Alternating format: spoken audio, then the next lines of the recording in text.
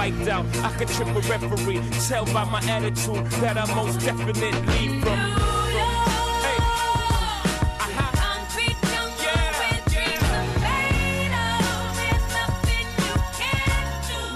Hello, hello, everybody. It's the highly anticipated Jayter episode of This Week in Startups. Everybody's been talking about it.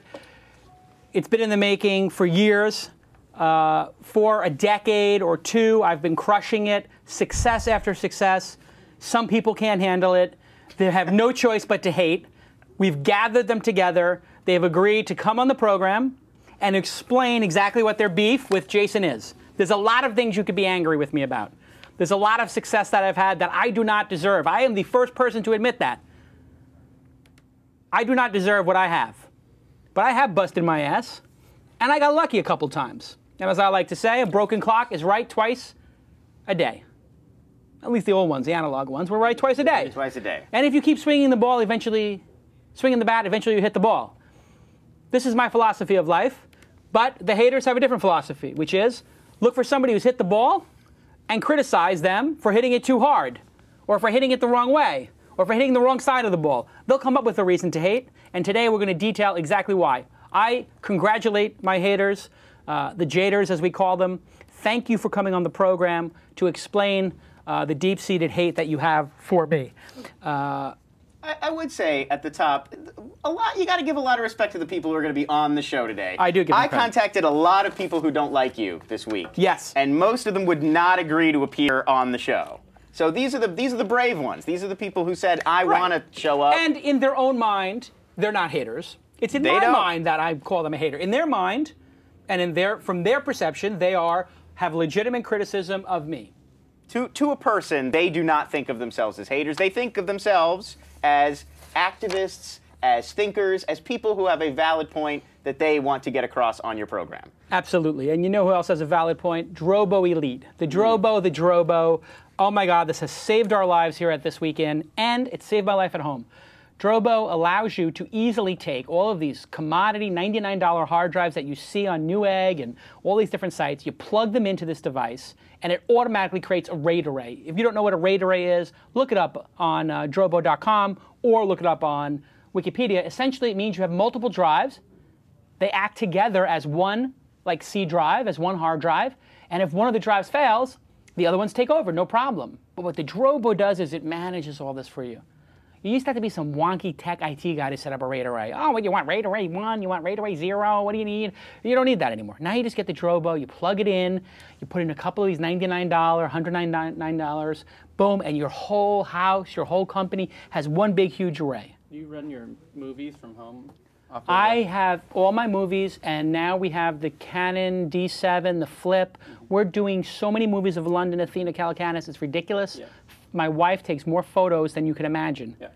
And I can't even get through my iTunes now because she will take literally 50 photos at a time because she figured out how to use burst mode. So she's taking 8. So she's like, well, that doesn't cost anything. Well, how can I page through all these photos?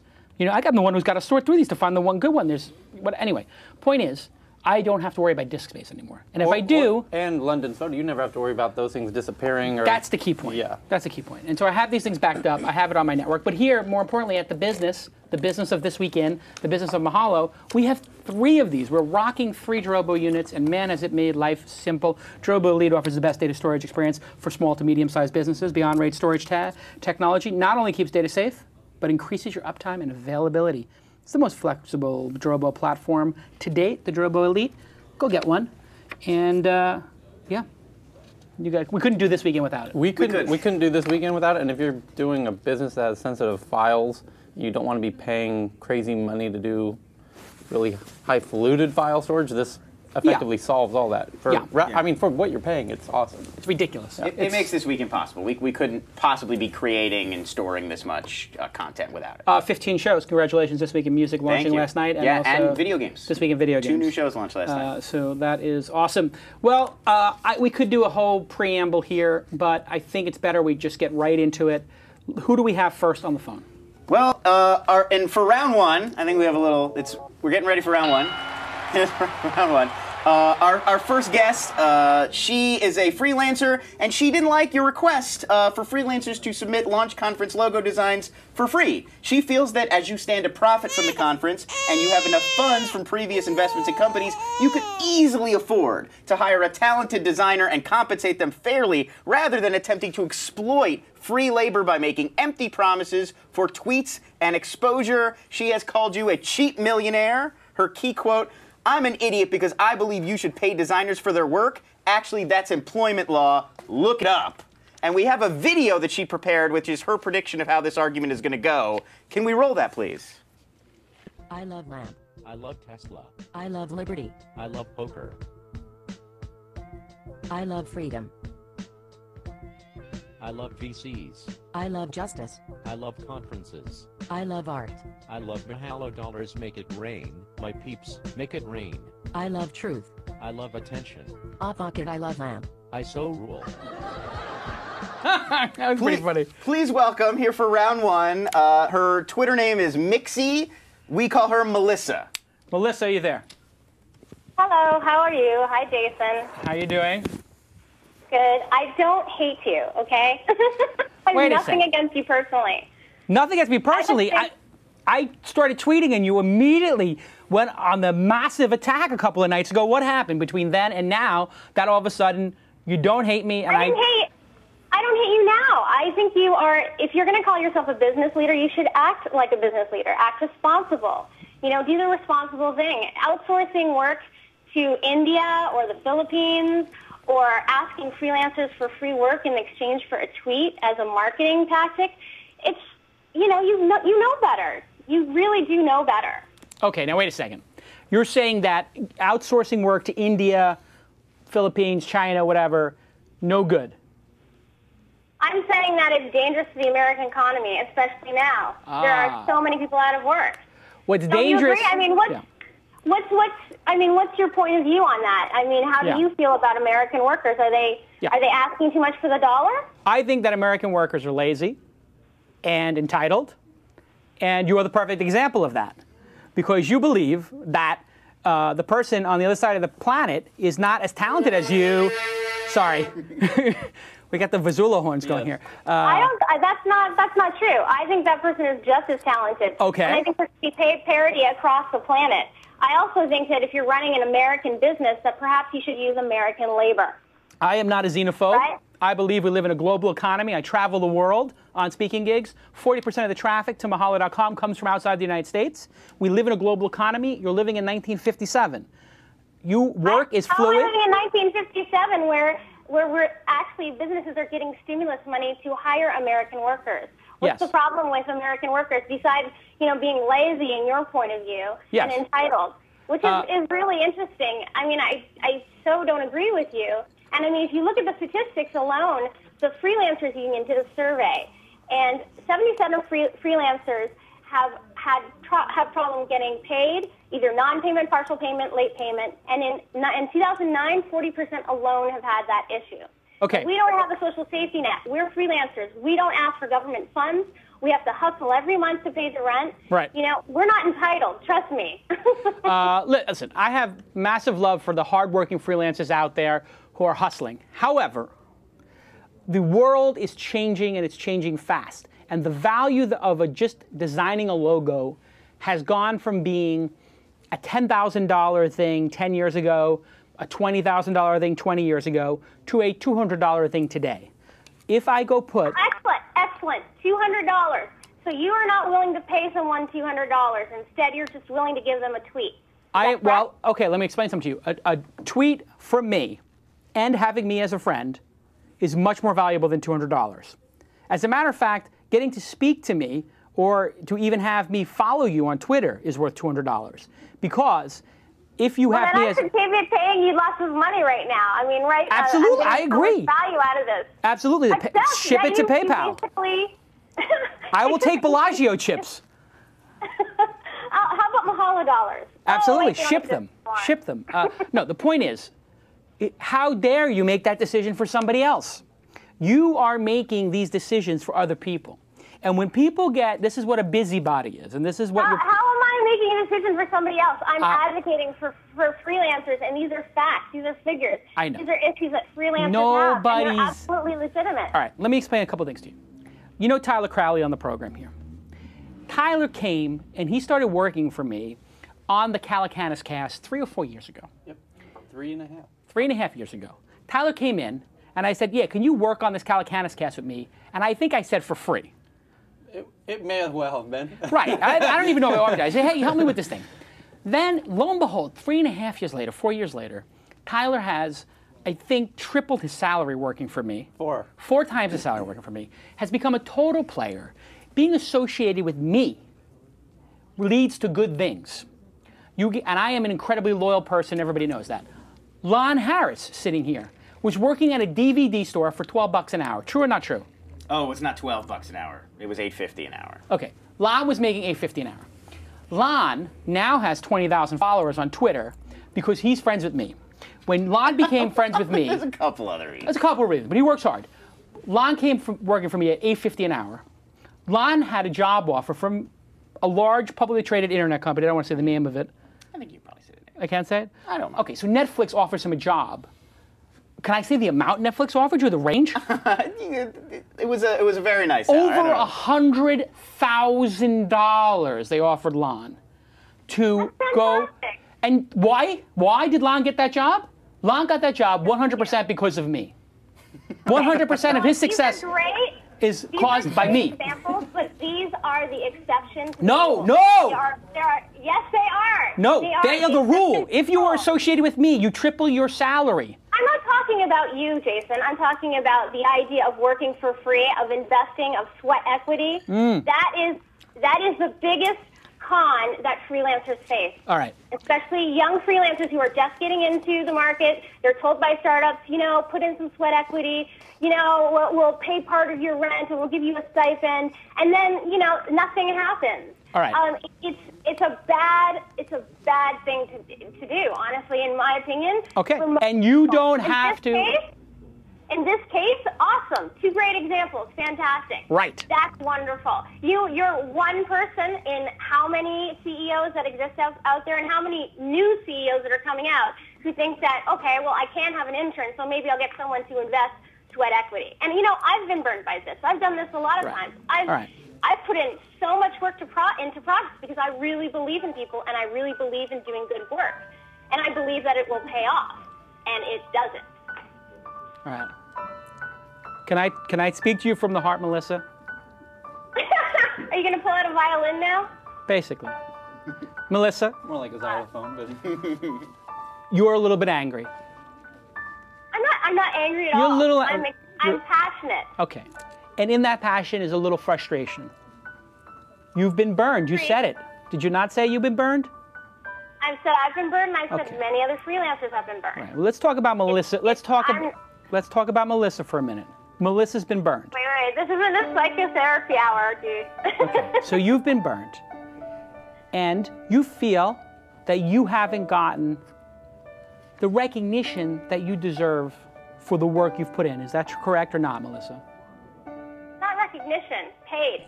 Okay. Well, payment is a form of recognition, is it not? And these feelings make you a little angry and make you feel a little empty inside, do they not? No, they make me a little wary and suspicious. Okay, so you look at the world... I'm all good on the inside. Right, so you're confident in your ability, but you look at the world with a sense of mistrust. Because you have been screwed. And what I need to tell you is... Yes, I have been screwed. You've been screwed. How many cats do you own? That's a yellow card. That gets a yellow card. I'm sorry, what? A yellow card? No, You kidding? I'm sorry. Come on! You're whining about your dog. You're whining about your dog at the beginning of the segment. You're basically in tears and you're asking me about a cat. How many cats do you have? Dude. Come on. I have one cat. Okay, you have one cat. One cat. Only one One cat. cat. Only one cat. All right.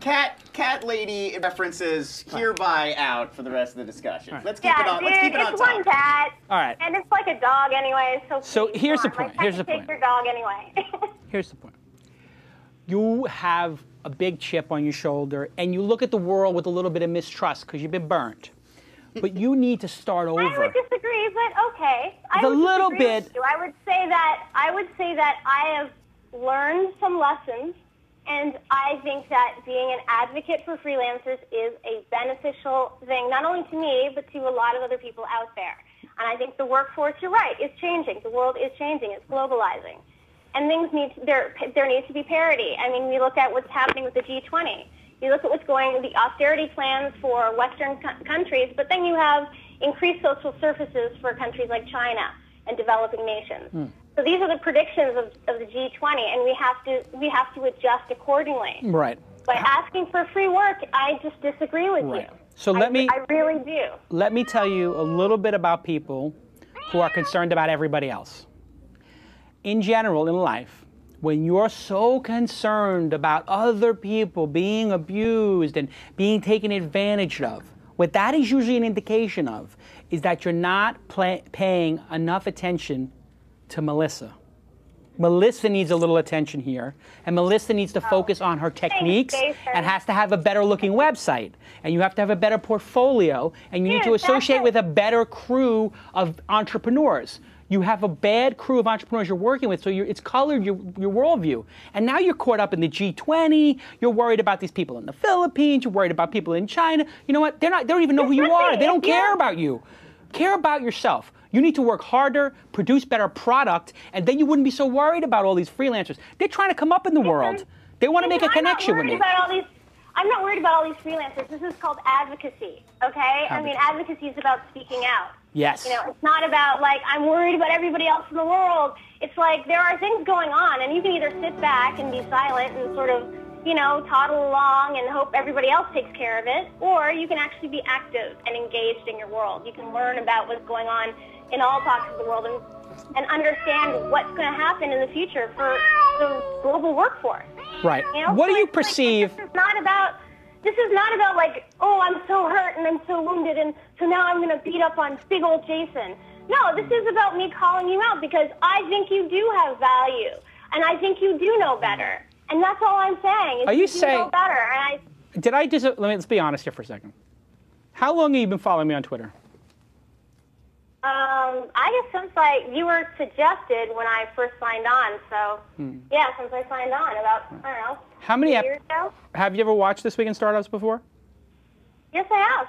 I've watched, I know, you know, I worked at About.com back in the day. I was a senior systems administrator. Oh, so you know Silicon Alley Reporter.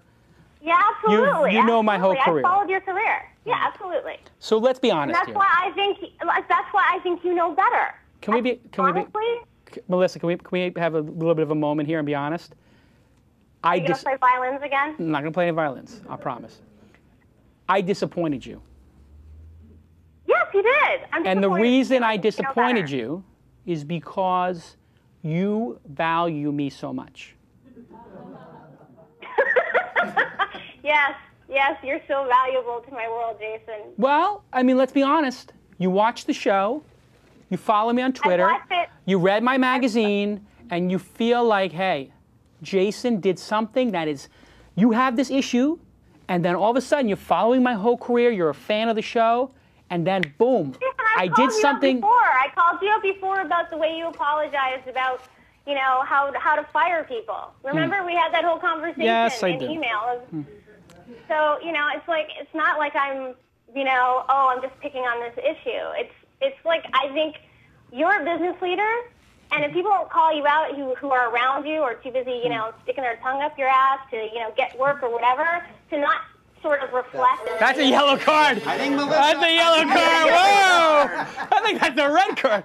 All right. Okay. Well, wait. Let me just finish my point. Okay. Let me finish your point. Like, if people aren't saying, you know, maybe you should reconsider that decision, or maybe that's not a good look, or maybe that is not the right and good and true thing to do. Maybe you should think about it.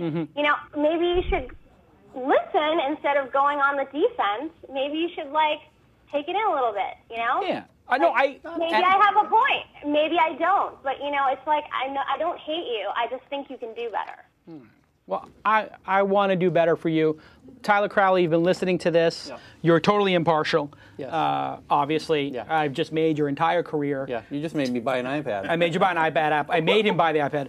Your entire life is you are in orbit around the sun. That is Jason Calacanis. Yes. And now you're going supernova, and you've become your own planet in your own solar system. Right. Which is what happens. You come into my orbit, boom, the gases start flowing, boof, it blows up. Now you're your own sun. You've got everything going on for yourself. Yeah. Many, many exciting things going on in your world.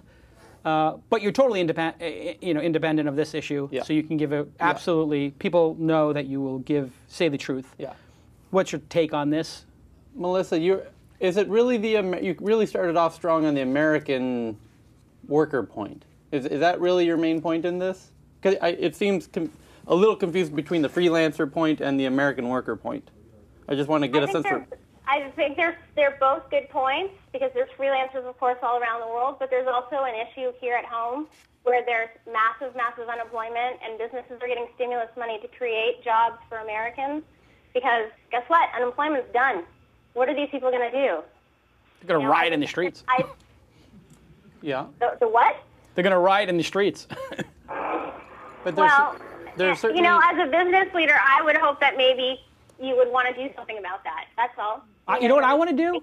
I want to get these people who are out of work to work harder and be more entrepreneurial and have sweat equity and build businesses. Because you know what? When I travel to China, when I travel to other places in the world, I just see these hardworking young people, and they're not worried about anybody else's business. They don't care about anybody. They just got their heads down, and they're working their asses off, and they're outworking Americans. That's why they're striking in China for more pay.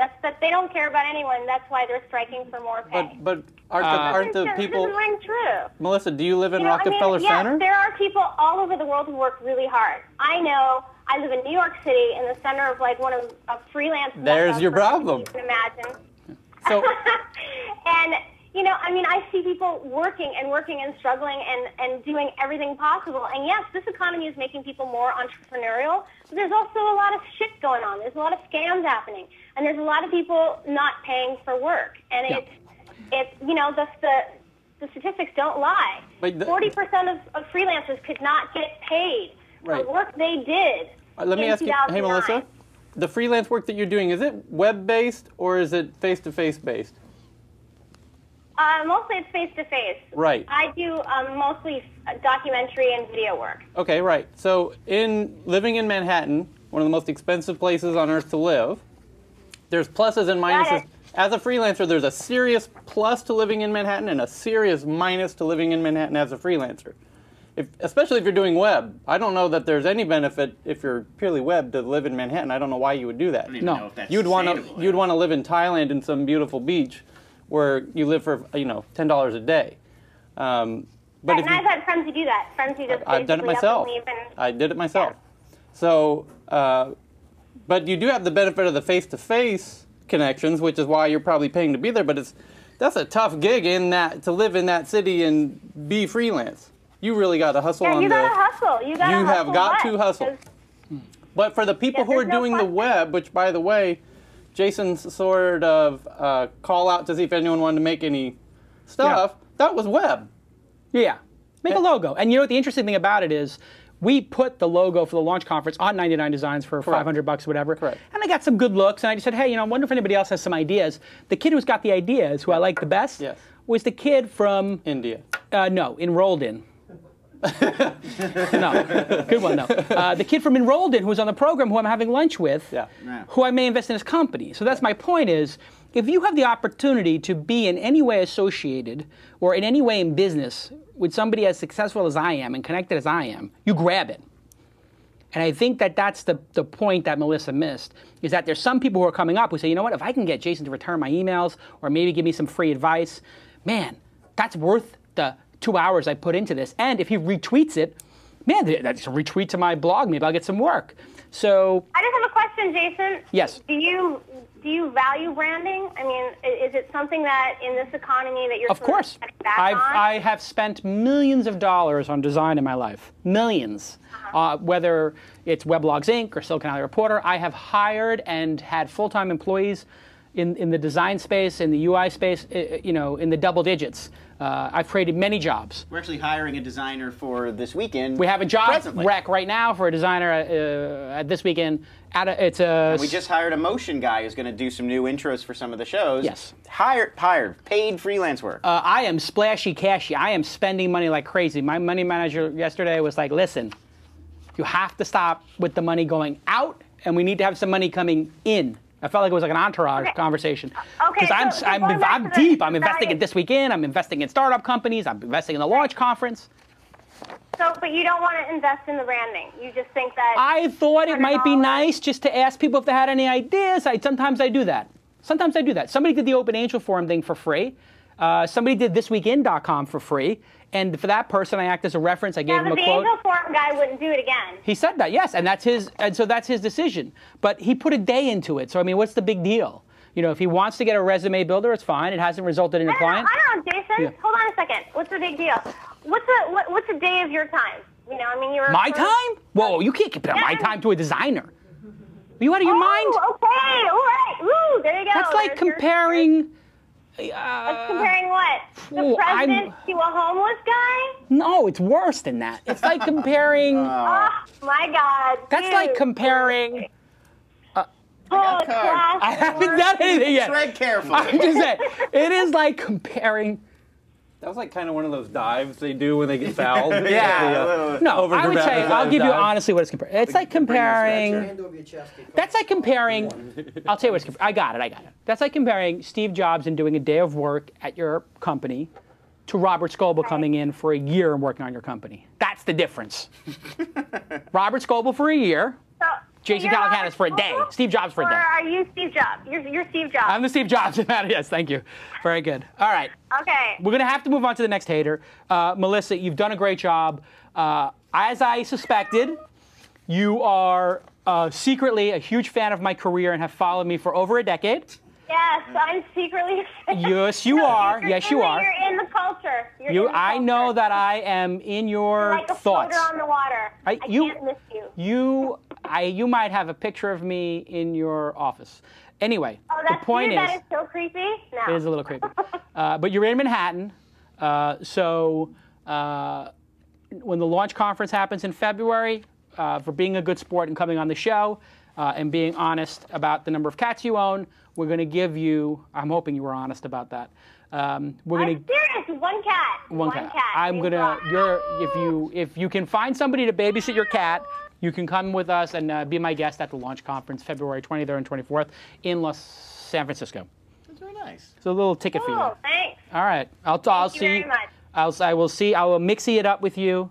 Miixxy on Twitter. Miixxy. To follow her on Twitter. Well done. Well done. You did it.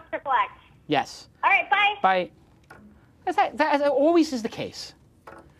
They're hating, they're fighting, and everything. And then it turns out they're a super fan. This was somewhat similar to the last time we did this years ago on Calacanis. Yeah. Very similar sort of dynamic and outcome. And now I understand it though. I am just going along doing my thing, being honest, being myself. But she has so much vested in what I say. So much vested that if I do something that is incongruous with her belief of who I am and her belief system, it is like, this giant, daddy disappointed me. And it really is like a, daddy came home. Stop referring to yourself as daddy. It's creeping me out. Right. It's bothering me. Anyway, can we put the air conditioner on? We got to get to another. We have to get to another hater. I do. I think we've dealt with a lot of freelancers. Derek, can we put the air conditioner on in here? Because Lon is just starting to sweat. I am profuse. It's horrible. Lon is just flush. We've dealt with a lot of freelancers when I worked at Mahalo. Yes. Certainly. And a lot of freelancers do. They've developed this attitude because there are so many people out there looking to take advantage of them. And so I think it is a natural response after a while. A lot of people screw you over. You get cheated out of money that you're legitimately owed for things you were promised money Being for. a freelancer can suck. It can suck, and so I do have a lot of sympathy. I do have a lot of sympathy. As a freelance writer for some of my career, I can tell you that I had to fight to get paid. And I can tell you people paid me 6 months after I wrote something, and it's just a pain in the ass. And that's why I always like to be very clear with people in their contract and agreement when they get paid. Yeah. There's also a huge difference between freelancing for an understanding of what you're going to get, and there's a huge difference between freelancing knowing I'm not going to get anything for this in it up front. Yeah. Like I'm doing this purely for the possibility of I'm not going to have to spend time chasing down the money, because all the hard part about freelancing is it turns out to be a hell of a lot more time getting the clients and chasing down the money than doing the work. Well, I mean, and also, if you look at Mike Bracco here at Mahalo and Justin, they both did things online to like impress me. Like one of them made an Open Angel Forum logo, another one did something else, cut a video clip of me doing the Audible dance Mike Bracco did. Then when they came in for interviews here, they pulled that card, and I was like, oh, that's funny.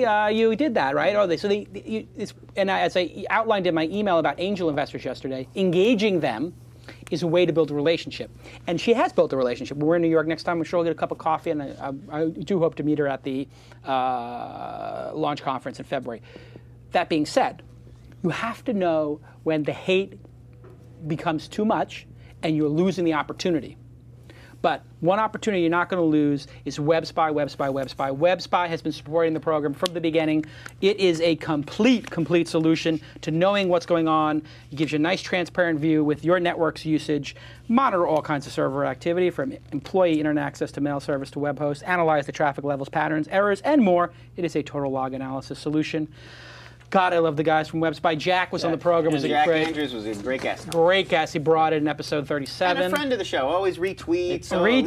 He hosts the startup meetup. Great friend of the show. Everything. We love him. Great guy. Don't go to a bar with him, though. Oh, no. Oh, he knows how to drink? He's Australian, right? Yes. Yeah, That's a mistake. You got to watch out. That's I what didn't we'll do. see that Oh, train boy. coming. So anyway, WebSpy. All right. Feel free to thank at Drobo, at webspy.com, at DNA Mail, and at PowerVPS. And if you thank them, you might win a T-shirt or something like that. We got some cool stuff. We always pick a couple winners. All right, we got to move on. We got 2 more rounds. Poof. 2 more rounds in this fight. That was a long round. That was a long round. It's time for round 2. Our next fighter is an SEO. He refers to Mahalo as a, quote, spam factory. He strongly disagrees with the recent decision to change the site's terms of service, which he feels is unfair to freelance writers. He feels that you, Jason, are stealing from writers who believe they would earn revenue share for the work they put into their pages, and he feels that you should allow Mahalo writers to take their content off of your site and place it anywhere else they want on the web. A key quote. Jason Calacanis, Mahalo's founder, has responded to the criticism of this move in several places. Unfortunately, none of his responses actually address the fact that his company is stealing money from the pockets of the people who helped to build his site. The world knows him as Skitzzo or Skitzzo84. We know him as Ben. Welcome to the show, Ben. How you doing? Can you hear me? We can hear you. Yes, we can hear you, Ben. All right. Welcome. So welcome to the program, Ben. We have been sparring over Twitter for what feels like a decade. I mean, this feels like who was Muhammad Ali's big opponent for a long time? Oh, wow. You're hitting knowledge I do not have. Clayton's. Whatever. Anyway, it feels like Frazier. Joe Frazier. I feel like it's like a Frazier Ali kind of thing. Or Foreman for that matter. So you have a long list of things that you're upset about. You have written at least a half dozen blog posts about how terrible I am. Some of them quite compelling, I have to say. Like twice. All right, twice. Yeah. But let's get to it here. All right, so first of all, Yes. let me say that I almost completely disagree with the last person. So I don't know what that makes me, if I'm like a hater or what. Wait, you say you're a hater who agrees with the person they hate? I guess, on that issue. He hates the other haters. You hate the other hater. That means that you are like a serious hater. Or if you can hate on the haters, non-hater or a non-hater. that's like a meta hate. If you hate a hater, are you no longer, in fact, a hater? No. This is like meta hate. Oh, The enemy- okay. Not my only does he enemy's hate my me, friend, right? he hates my haters. You're a square. You're a hater squared. All right, so let's get to it here. All right. Give me the first issue that you'd like me to address. All right, so you changed the Mahalo terms of service, right? You're no longer paying out revenue Share. sharing. Yeah. Right. So in the previous terms of service, you had it listed as saying that you own your content. We claim no intellectual property rights over your content. Yes. And this license shall be in effect for as long as such content remains on the site. Right. Okay. So that is for content in Mahalo answers and community-based content like comments, which is pretty typical when you have a community-based site. Sure. The people who are contributors actually sign a contributor agreement that says we own the content. But even with that, we moved to Creative Commons, I don't know, a couple of years ago, and said anybody can take the content and do whatever they want, just give us a link back.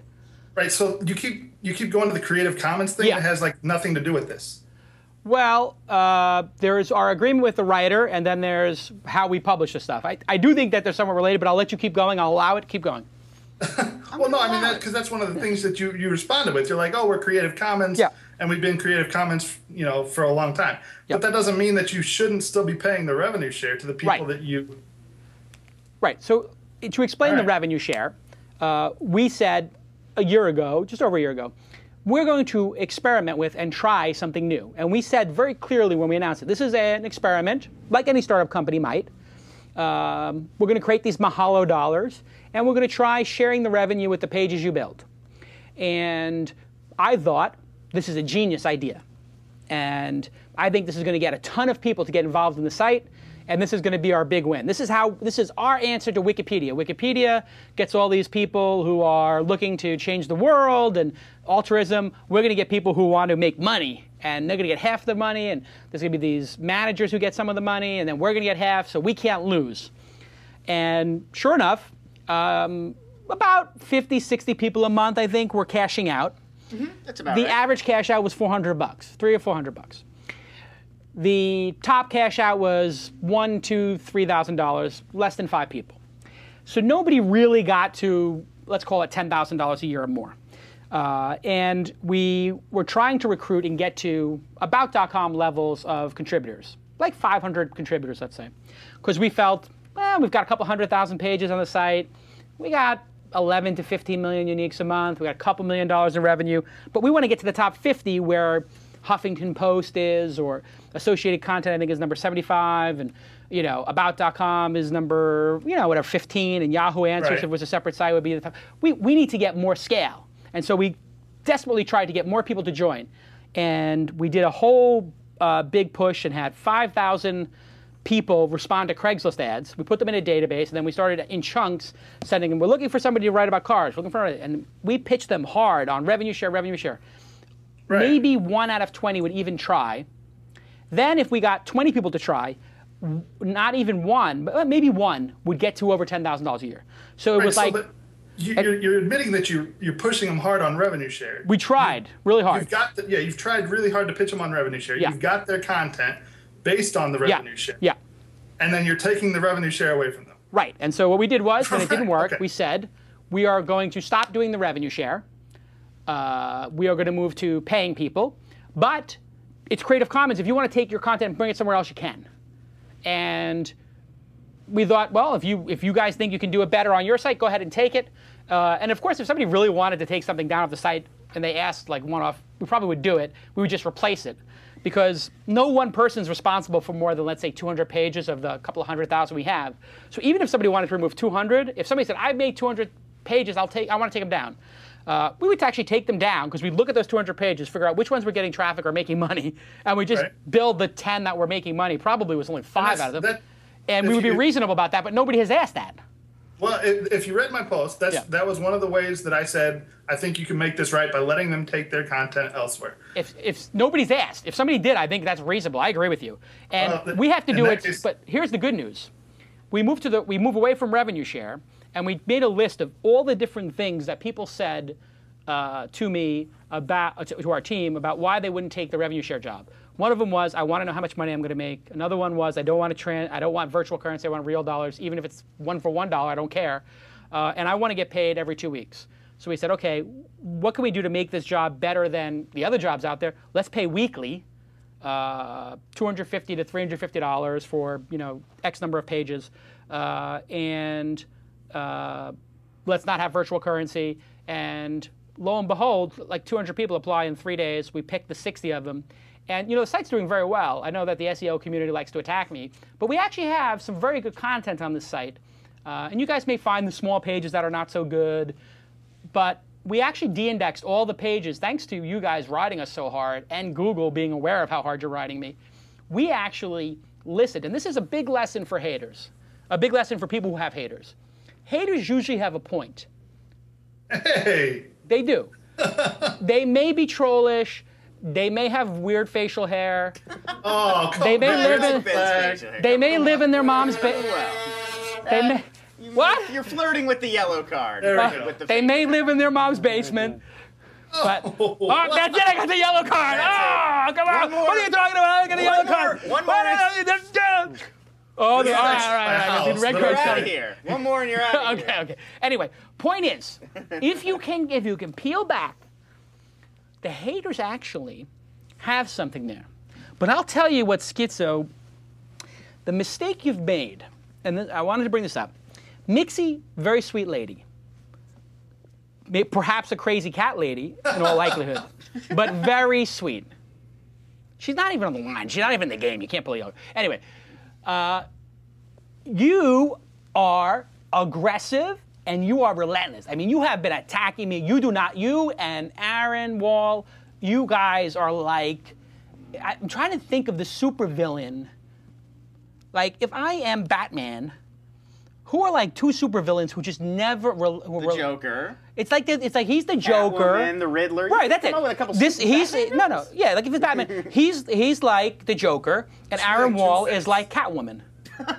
That's exactly what it is. Aaron Wall wouldn't come on the program. He's not ready. He would not come on the program. I directly contacted him a few times. I know everybody in the chat room and everybody on Twitter was like, "You got to get Aaron Wall. We want to hear from Aaron Wall." I really promise you guys, I tried my best. He didn't want to do it. But what these guys do is they're relentless and they do not stop. And then they email Matt Cutts and they find things that when we make a mistake.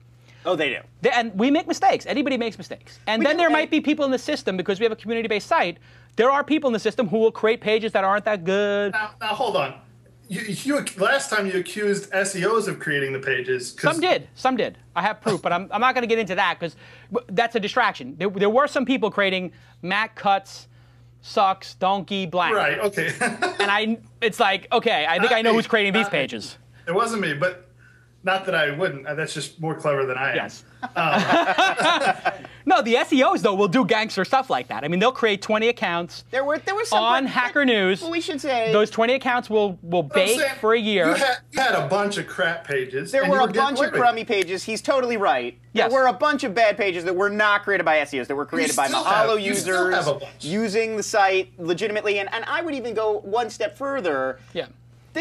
Some of the issues with the revenue share were our fault, I think. Were Mahalo's fault. It was not the revenue share program was designed maybe 80% effectively, not 100%. Yeah. There was some incentive for creating pages that were low quality to earn revenue share. Right. And there wasn't a proper incentive to come back and update and make them good. Everybody wants to make all these community people, like whether it's About.com or Huffington Post, everybody wants to get their writers to be SEOs and to be marketers and social media marketers. Then what happens is they start spending 20% of their time, 30% of their time, 40% of their time, until it's 90% of their time on SEO and social media marketing and 10% on the content. The content becomes crap, and then they're out there pitching crap content, and then everybody thinks your site is Sweet 101 or associated content. That's how you get the reputation of being a spam factory. That's exactly it. And to be fair, I mean, come on, you still are creating a ton of like crap pages you've already done. You've got all these auxiliary domains that are all linking back to Mahalo. Here's what we're doing. So we'll go through each one of them. When you guys attacked me about those short pages, we sat down and had a meeting here. And we said, listen, what do these... And you guys are so aggressive. And it's good to be aggressive because you make your point. And I can't complain about you guys being aggressive when I go out and I'm aggressive about Facebook. Right. So we are, in some ways, simpatico in our approach. It's just that I'm very successful and you're not. But put that aside for a second. Put that aside for a second. So when a successful person does it, it looks different than when a guy who's moderately successful does it. But anyway, I'm going to put that aside for a second. I'm not going to pull the success card that often. I will pull it, but not that often. I don't want to hear ad hominem attack. It's not an ad hominem attack. It's a descriptor. Okay? Anyway, here's the point. You guys had an impact. We sat down, had a meeting. We said, do we want to be defined by the worst of our pages, or do we want to be defined by the great pages? And we said, you know what? I think, and I am, all the SEO community knows I am the master of SEO. And this is what pisses them off, is that I have become so good at SEO after saying SEO is bullshit. And the truth is, when I said SEO is bullshit, I actually didn't know what SEO was. And at Weblogs Inc., at that point in time, we did no SEO. And I didn't know that that was a big discipline. The only reason Engadget got great SEO on a historical basis was because we would say the names of products before the companies would release the names. So we would say, this is the Trio 680s coming out. Nobody even knew that. We were the first people to print the word Trio 680. So that then you would rank very high for that we term, were the, right? And at that time, Walt Mossberg would write one story about it 2 weeks after the Trio 680 came out. Right. We would write 20 stories about the Trio 680. Before and it about the camera, and about the battery, and about the screen, and about the competitors. So we were naturally doing a lot of content with very strong keywords, and it was interlinked across all of our sites, because I used to like to have a blog roll. And blog rolls, when we created them, they weren't for SEO. And also when I did the grid at the bottom of the site, I came up with the grid at the bottom of Weblogs Inc. That was sites. you? You invented that was that? my idea. And then now TMZ and Huffington Post, everybody does it.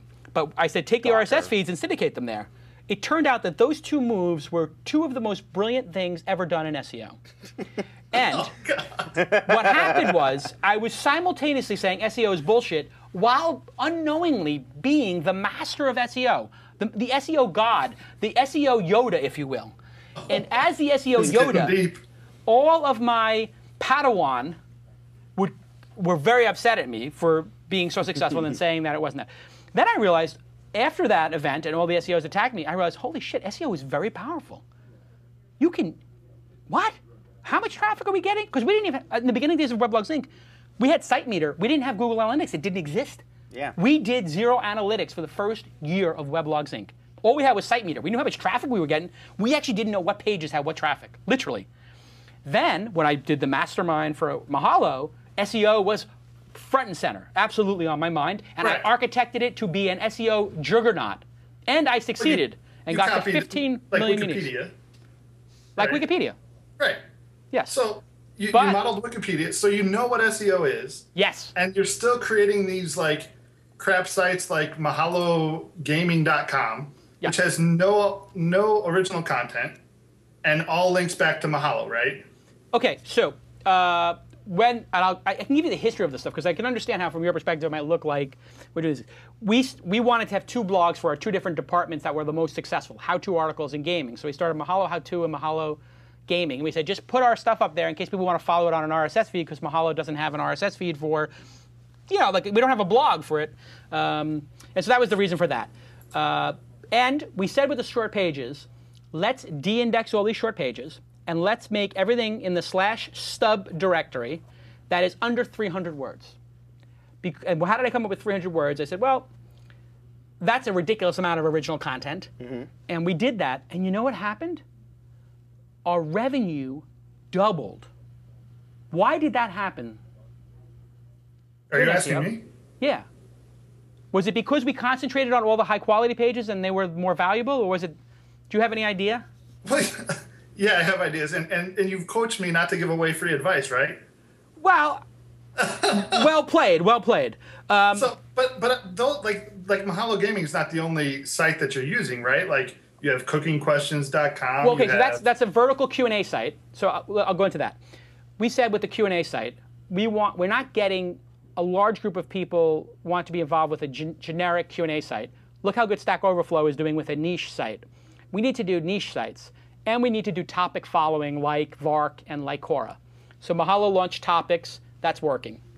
Then we did Q&A. I said, let's launch a couple of hundred vertical Q&A sites and see how they do. And the one, iPad-Answers, now is getting, I think, over 500 people from search engines per month.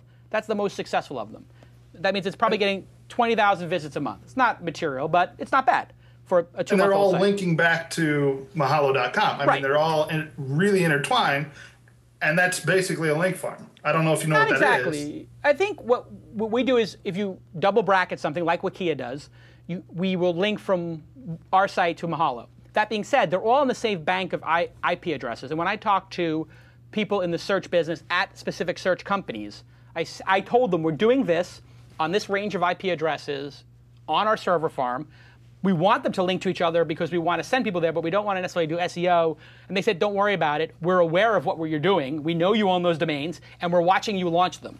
And our plan, to be honest with you, is to launch maybe 2,000 of these sites, just like some people have done forum sites, like Internet Brands has done. And I don't think that, and in talking to different search companies, I'm not going to go into which ones we talked to, but we talked to a couple, and talking to an SEO specialist, they said, this has got the clean bill of health. It's all on the up and up.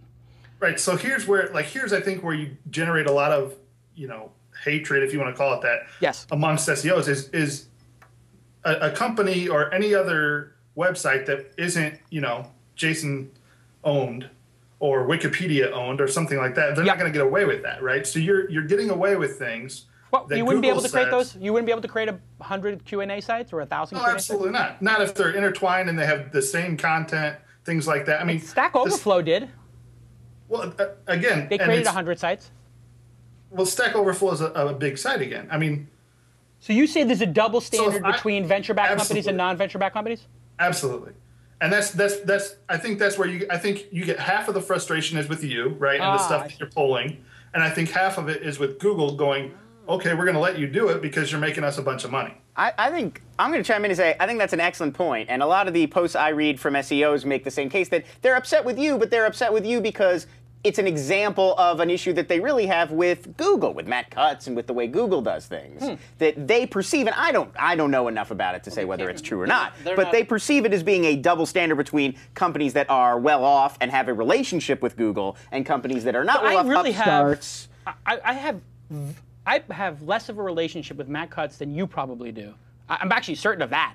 I mean, I don't know how much he really even knows who I am, besides from when you guys tweet about it. And anyway, what we've done... I'm sure he's watching you. I mean, I know for a fact they're watching us because I know that we took a hit after all you guys did your stuff. So we were at 15 million uniques, went down to, I think, 10, and now we're back up to 11.5 or something, slowly building back up. So you guys can have an impact. I'm not going to lie about that. But you guys did inspire something with us, which was we are now de-indexing pages under 300. We moved to a system that is quality-based with the guides, not quantity SEO, social media-based. The guides are going to get their basic check no matter what they do, as long as they do these high-quality things. And you may have seen we're producing an awful lot of original video and putting those on our pages because, being the master of SEO, as you know, I believe that this leads to more time on the page, more bookmarks, etc. Well, and you've seen like Demand Media do it, right? I mean, are they doing it? Video? Well, yeah, there was a huge story about how they crank out real low quality videos at a ridiculous pace, and they're just killing it with organic traffic. Yeah, so we're doing higher quality videos. I mean, if you look at the iPhone videos we do, they're like really good. In this studio here, we do, here's the iPhone, here's how to do this function, here's how to do this function. Then we write a how-to article with it, so that if you were to search for it and you found how to use folders on the iPhone 4, we deserve that rank. Or if you type in how to play guitar chords, we're #1 in Google and Yahoo and Bing for that usually. And we have, I don't know, we've invested $5,000 in that page. So the truth is we're investing tremendously in these pages. You guys have steered us in the right direction, and for that I thank you. And when the company becomes worth $1 billion, you guys will obviously have played a major role in it, and I will appreciate that. No problem. So this is where this is where the lesson for you is. The lesson for me is you guys have a point. Lesson for you guys. So wait, are you admitting that I'm right? Because that would be cool. I would say you're right maybe 50% of the time, and then the other half is like attacks.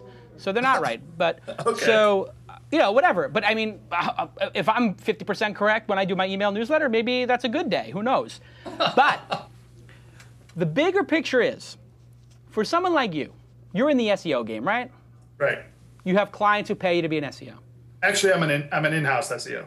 Oh, you at some big company or a firm? What is it? I work for Network Solutions, but as a disclaimer, my opinions are my own. They no longer, they don't reflect Network Solutions opinions, all that jazz. Okay. So you've got, of course, I mean, it goes without saying, and Network Solutions, great company. Used many of their products over the years. You are a guy who's working at a company, you got a good gig, I'm sure you make 6 figures, comfortable living, but you're not in these circles I run in. You're not hanging out with the powerful VCs and investors. You're not going to the D conference with Zuck and with Steve Jobs. You could do what people like Lauren Feldman or Michael Wolff or other Michael Gray. Gray Wolf. The Gray Wolf. The Gray Wolf. You should be taking their approach, which is they attack the shit out of me. Oop, beep that. 2 hours 30. 2 hours 30. Oh, please. Anyway, I don't want to lose my rating. But what you have to do is you have to do the kung fu, which is ba ba ba. You do the hit, and then big hug. Is that kung fu? That's the kung fu. Absolutely. I remember Bruce Lee hugging guys. So what you want to try to get yourself to the point at which we become friends. Oh, yes. Oh, isn't this sweet? And Nice. you can call me and ask me for advice. All Or right. you can ask me for a ticket to an event or ask me for an introduction to somebody. And you know what happens is then everybody makes money together. Everybody's on the same team. Then we're working together. That's what I always told people when they had bloggers attacking them. I would say, listen, do you know what the bloggers want? They want to be inside the tent. Just bring them in the tent. Once they're in the tent, they're like, hey, this is a good party. I'm not going to get kicked out of the tent. That's what you've got to do. You want to get inside the tent. You don't want to be throwing rocks at the tent. There's a good party going on in here, kid. Get in the tent. You want to get on the team that's winning. So that's my only advice to haters who you've taken it very far. You've done a great job. You got on the show. I know who you are. We fuck around with each other. Oh, God, there we go. Oh, now that one's definitely going to get Now I got to get believed out. We frack around with each other. We have a good time. But now it's time for you to kung fu it. You want a hug? Is this your way of begging me for a hug? It does sound like you want a hug. Where's the line? You have the line. I mean, I'm a huggable guy. Where's I think you've got it. Do I have it on here? I think so. I don't see it. Oh, here we go. We got it. Here it is. Oh, God. Come on, everybody. This is the lovers. It's become the lovers episode. Come on, Lon. It's like couples skate. Come on, Tyler. Can you feel the love tonight? All right, enough with the music. That's it. Anyway, that's the point. And I do have a great relationship with some other SEOs. I do not think SEO is BS. I think you guys have a lot to offer. I think you should recognize me as your king of SEO. It's a separate issue. But you have to admit I am excellent at SEO. Your site is doing well. I'll put it that way. And I will have performed the most amazing kung fu ever. I guarantee you, a year from now we'll be in the top 100, and 2 years from now we'll be in the top 50, based on quality. Because it's my belief that Google and Yahoo and Bing have to figure out the quality part of the algorithm, and they will. Absolutely. And if you know what, if you stop creating these like crap duplicate content and just low quality stuff, I mean, that would be a win for the rankings, right? And we have. And so we're basically focusing on our winners. We just look at what pages are making money and getting traffic, spend more money on that. So now we've developed the algorithm not to go wide, but to pick the winners and build off them. So if we're number one for how to buy gold, let's do all the different gold pages and invest $10,000 in those pages. And you know what? I got bank. I got stacks everywhere. I have so much money invested in this company available to me, unlimited venture capital, all the things you guys hate me for, that I can win. I have the wherewithal. I can be like, oh, what? Quality is what matters? Boom, 2 stacks. Boom. I can just boop. And then I run out of stacks. Everybody's like, oh my God, you're out of stacks. And I just go, oh, wait a second. Oh, look what? Oh, more stacks.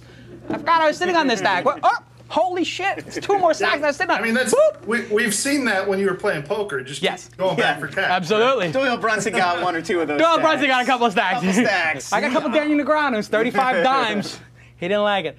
Okay. Well, you know what, Skitzzo? This was a great discussion. It was a good discussion. I always say Aaron Wall is our CEO of our SEO of note. But I am changing that now. Ben Cook is officially the vice president of SEO at Mahalo. It's an unpaid position. Congratulations, though. It's unpaid. You have no stock options.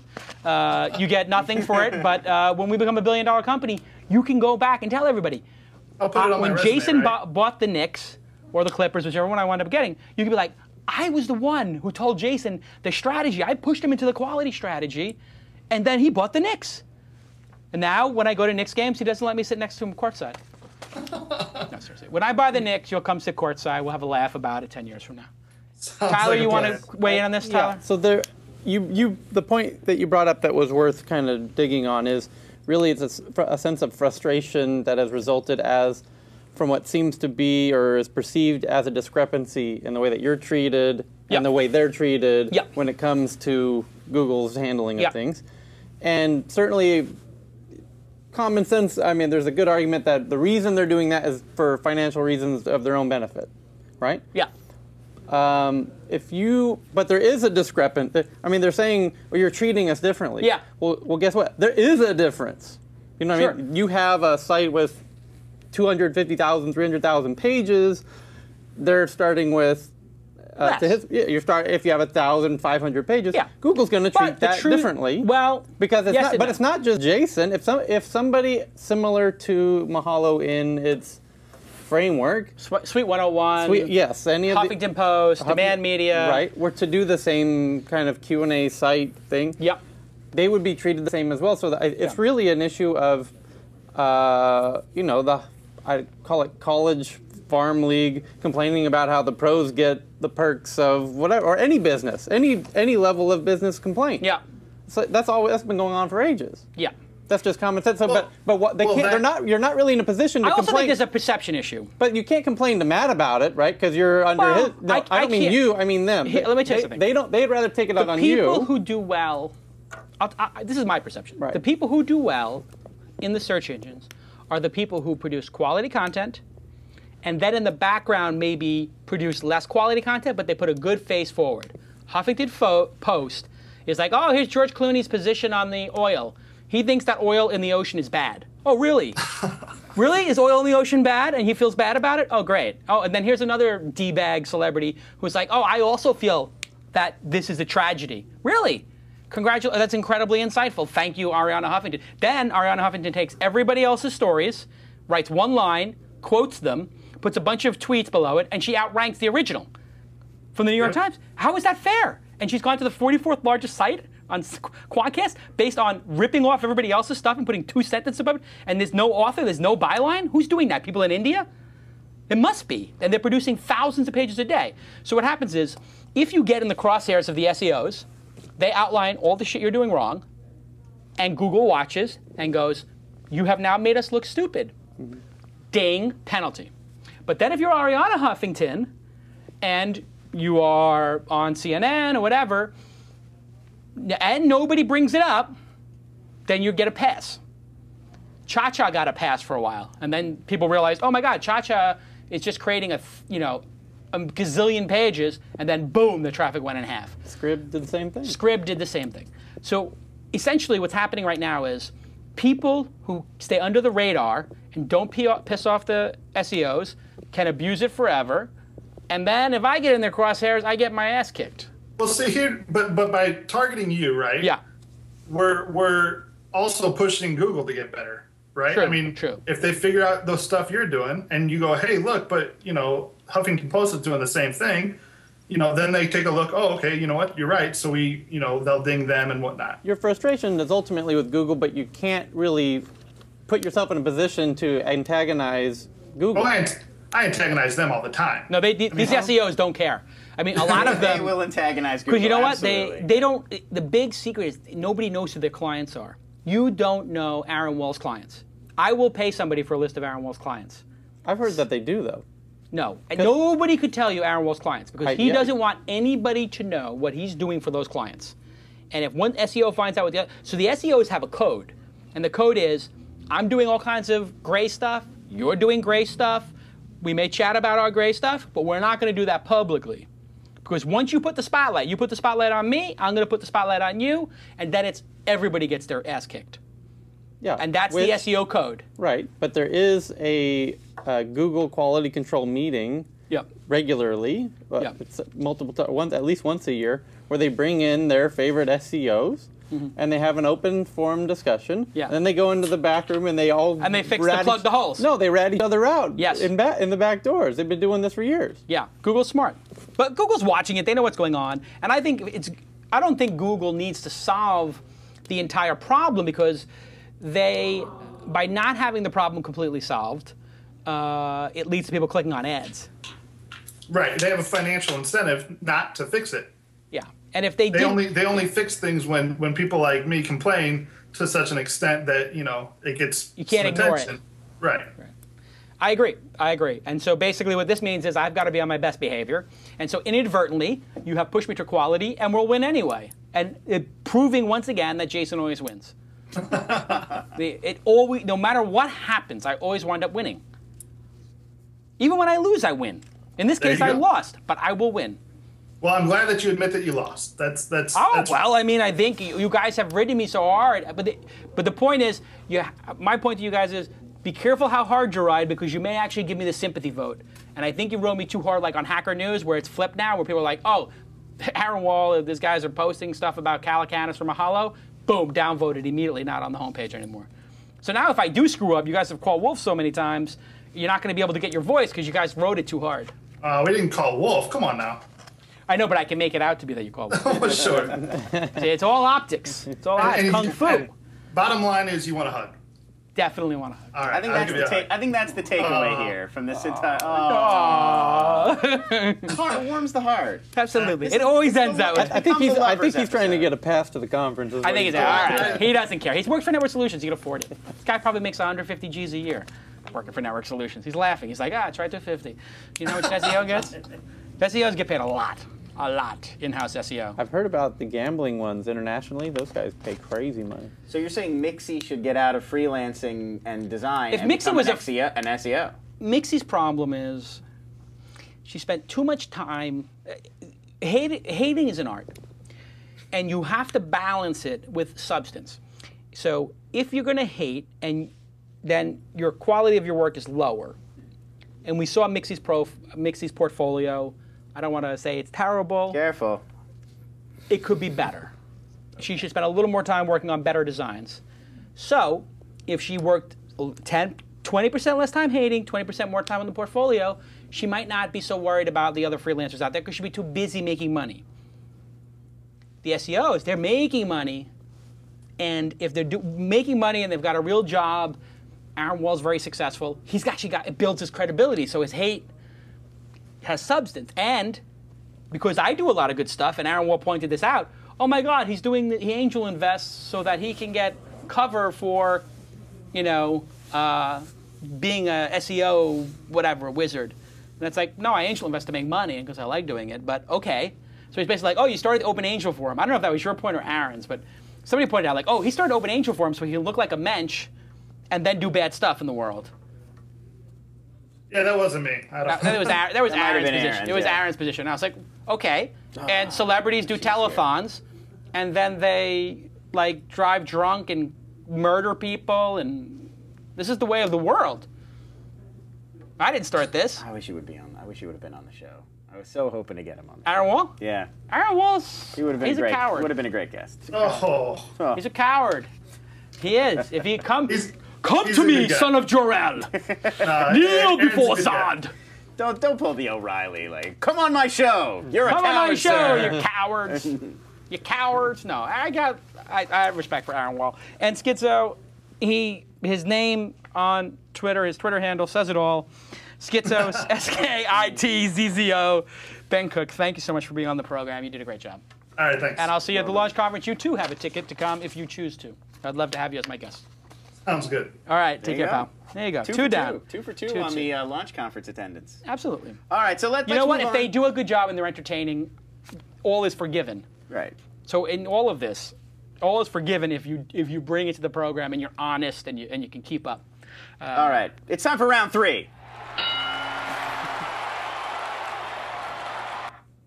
You may know him as Domurtag. He's a frequent visitor to our chat rooms here on This Weekend. He objects to what he calls your narcissistic personality, constant self-promotion, and outright lying. He feels that you have been repeatedly proven to be a liar and a hypocrite. In TechCrunch, he points to blog posts on the SEO blog SmackDown as further evidence. Here is a key quote from Twitter. First episode of This Week in Poker tonight. I bet it features @Jason explaining how his poker playing is as incredible as his business skills.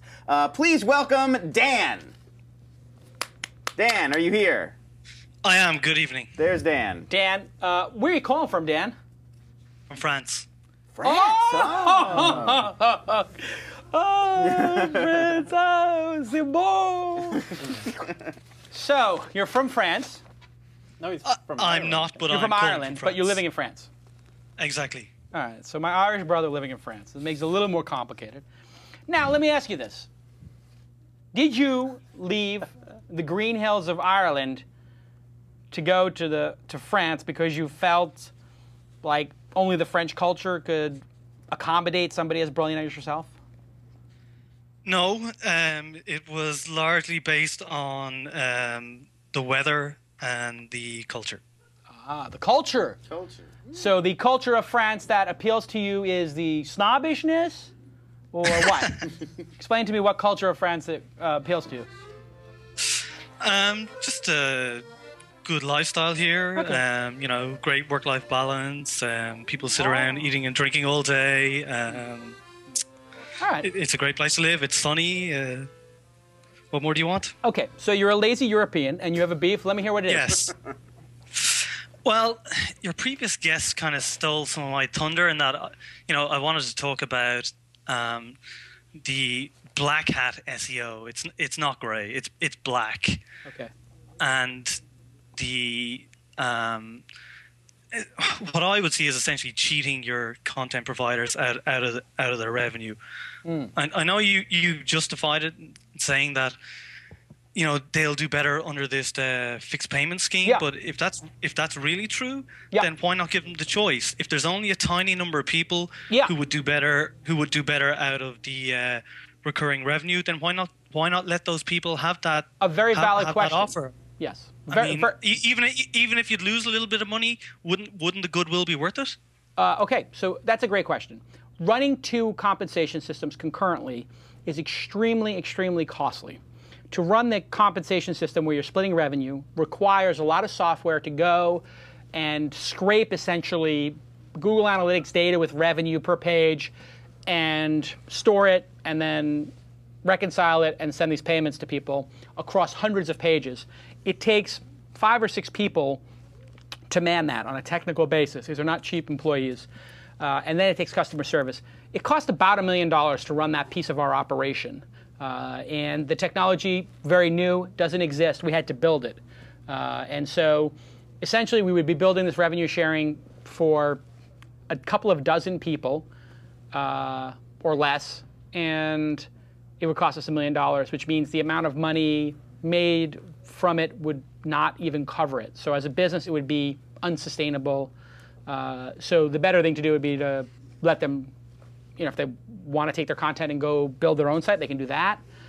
Or if they wanted to essentially become a guide, they could do that. But there's a sense of entitlement, and as somebody living in France, you'll understand this. No yellow card for that? I thought I'd at least get a yellow card. I agree. I agree. See, he's a hometown rep. As a French person, you'll choose to understand. ignore that comment. And your love of the revenue sharing is understandable. You're French. You would like to get something for nothing and work. I'm not French for a start. No, I know. You're Irish. That ruins my whole shtick because you're Irish. You're hardworking. Hardworking. You probably got blue-collar parents who work really hard and all this stuff. You probably broke their heart moving to Paris. Flattery will get you nowhere. Seriously, how brokenhearted are your parents that you went to Paris and left Dublin or Cork? I don't know where you're from in Ireland. Dublin would be the closest. It's not so far. Did you break your mom's heart? Visit any time they like. You broke her heart, didn't you? I think she's glad to have me from out under her feet, to be honest. Oh, okay. That kind of son. Anyway, point is, the revenue sharing is too hard to maintain. Too few people want it. And we are an opt-in business. It's our right to change how we do business, even if some people don't like that. So if Google today said, if you want to have videos on our site, you have to pay because it's costing too much, it's a free service. You can change it. Ours is a free service. We can change it. And I think that perhaps I'm a little bit of a target because I'm so outspoken and, dare I say, successful. You do dare. You have dared on numerous occasions in the past. I'll tell you, I'm not going to... I have been such a schlub for so much of my life, and I worked so hard to get the little piece of cheese that I got, that I have no problem driving a fast, expensive car, or playing high-stakes poker, or living the good life when I can. You know why? Because I earned it. I busted my ass.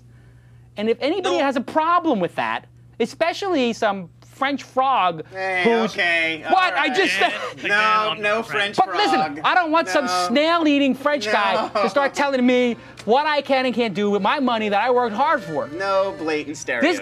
This guy, be honest, when's the last time you ate snails? Well, for a start, as I've said at least twice before, I'm not French. And secondly, I don't deny you the right to do whatever the hell you want with your money, but my gears, and I think a lot of people's gears, is your attitude. Like, describe the attitude. God, where do you start? Good answer. Good answer. I would say arrogant, smug, vain, narcissistic, a publicity whore. I mean, to me, you're just an entrepreneur masquerading in a celebrity's clothing. It's like, when Paris Hilton comes out and releases an album, it's this like, celebrity whore pretending to be a singer. You're kind of a celebrity whore pretending to be an entrepreneur because your business is, to a large extent, sort of based on, generating controversy to generate press coverage to generate link juice for Mahalo. And I just don't see the value in Mahalo. Like, if people want a generalized search, they'll use Google. If they want authoritative articles, they'll go to Wikipedia. If they want Q&A, they'll go to a site like Stack Overflow. I just don't see the value in. I don't really see what Mahalo is bringing to the table. I mean, I don't meet people and they say, "Oh yeah, I found this great link on Mahalo." I don't get it. Okay, so if you don't get Mahalo, that's one issue, and then there's, do I have substance? So if you look at my career, and you look at my first brand, Silicon Alley Reporter, that did very well, over 100,000 subscribers, thousands of people coming to the events, over $12 million in revenue, 70 employees, and bought by Dow Jones Corporation. It was a pretty big success. Second company, Weblog Sync, was tremendous success. Engadget, Autoblog, Joystick, TV Squad, Cinematical, many brands that are still running today and that are loved today and read by tens of millions of people per month and making tens of millions of dollars. That depends on your definition of success. You see, the problem is that your definition of success is solely based on traffic numbers. Like my definition. No. I think the quality. All you talk about is traffic numbers, and all you care about Mahalo is traffic numbers. Like its Quantcast rating. Yeah. Most people's definition of successful entrepreneurship is innovation and solving problems. Like Apple, is a great company. It releases innovative new problems or products. Well, Google solves people's search problem. Like, where's the real innovation in Mahalo? You have to have both. So you make a fair point that I am obsessed with traffic, and I am obsessed with rankings. But that is because in a media-based business, rankings and ratings are correlated with how good the product is in general. So if there are people reading Engadget, it must be pretty good. If there are people subscribing to a magazine, it must be pretty good. If people buy tickets to TechCrunch 50 or to a launch conference or whatever, it must be pretty good. If people tune into This Weekend, it must be pretty good. So I look at ratings equaling value. That being said, but the difference on the internet is that you can use scammy SEO black hat tactics to fool people into visiting, and you can't do that with a newspaper. Correct. You're correct. And, well, there's other scamming tricks you can do with the newspaper. The New York Post is the big crazy headlines. Big crazy headlines. There are techniques. Reading a newspaper. But you do make a fair point. And let me tell you about Mahalo, that Mahalo is a very ambitious project that I had. And it has taken a lot of evolution to make it work. The first idea I had, and I have an email newsletter that I've half written about it, and about pivoting as an entrepreneur, was human-powered search. I thought, because I would look at a Google, Yahoo, or Bing search and could make it 20% better with a human scrubbing it, that was a really good model.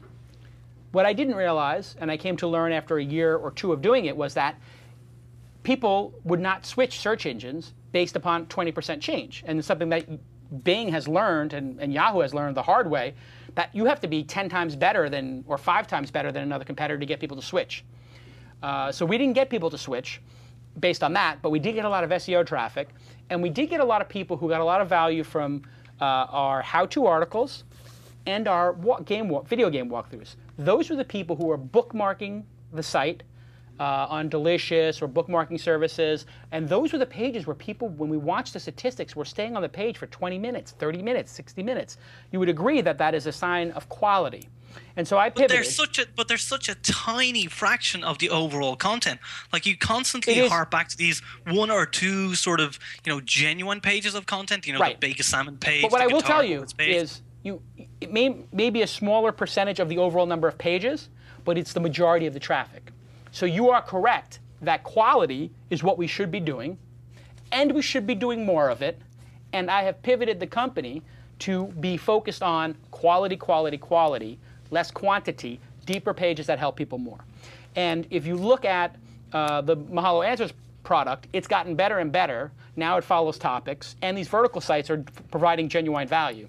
And so we solved that problem as well. Yahoo Answers, you would agree, has no value. It's garbage. It's just it's like a message board gone wild. We looked at that. We did Mahalo Answers for a year and said, wow, we have a really nice community here, but most people don't want to hang out in a Q&A community. It's for a certain subsection of the internet. But if you route the questions to people, or you do a vertical site like Stack Overflow or iPad-Answers or some of these other sites that we've done. Stack Overflow is not ours, obviously. I know, yeah. But people really start to work on that. So as an entrepreneur, I would agree I'm not the smartest guy in the world, but I do listen to the market, and the market has told me two things. Solving the generalized Q&A problem is a big win if you can solve it.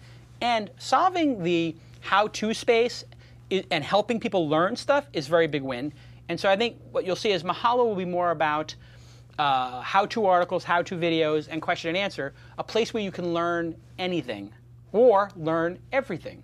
And that's where we're pivoting to, and it's working. So you're right not to judge Mahalo a success yet, despite the fact that it makes millions of dollars, has attracted top-tier investors. But you say it makes millions of dollars, but yeah. I mean, that's meaningless if it's not profitable. I mean, we would be profitable, just to be clear. Anybody can make $10 million and lose 100. I mean, you're absolutely correct. But you have to realize the game I play is different than the game a lot of people play. And it's different than the game that Jason Calacanis circa 95 or circa 2000 played. Back then, I was not a baller like I am today, and I couldn't attract venture capital, so I had to kill what I ate. If I wanted to build, I had to kill something, eat it, and go to the next level. Kill, go to the next level. In some ways, what This Weekend is doing is closer to that scrappy startup. I have the ability to raise a lot of capital to go after big problems, and I can take a 5-year approach, which I have. If we were half the number... How many years into that approach are you with Mahalo? 3 years. Okay. And we're so you think in 2 years it'll be profitable? No. Actually, we would be profitable today if we had slightly less employees, and that would be based upon the people it would take to operate the business. If we weren't building all the new product we're building, about 2/3 of the staff here is on future projects, and about 1/3 is on maintaining the existing. So what that means is, if we were to flip it and get rid of like building future products, we'd actually be profitable today. We could run this business with 15 people, 20 people, but I'm going big. I want to have 40 people here. I've got 15 developers hiring 5 more because I'm trying to get into the top 25 sites. The game I'm playing is all the fuel and capital I get is strictly to get us to scale. Scale is what is the game I'm playing now. When I was doing Silicon Valley Reporter and Weblogs Inc., I wasn't in the scale business. I was in the profitability business, which is most businesses. And I can understand how you're jealous of that I have this unique opportunity and privilege to be able to raise a bunch of capital and go after big problems. I was jealous of that when I was a nobody. Least bit jealous. You're a little jealous. I'm really not. I'm really not. A little bit? A little bit? No, not at all. Not at all? All right. Well, you're pretty happy there in France. Why would I want to be CEO of a loss-making company? What's there to be jealous of? Oh, when it sells for a couple $100 million, and I buy the Knicks, and I get my plane, and I'm jetting between Paris and Dublin and Tokyo, you'll be very jealous. That's pure speculation on your part. There's no evidence at the moment to suggest that that'll If you could drive a Tesla every day, would you drive a Tesla every day? Okay, so since in fairness, you got to be honest, you would drive the Tesla every day.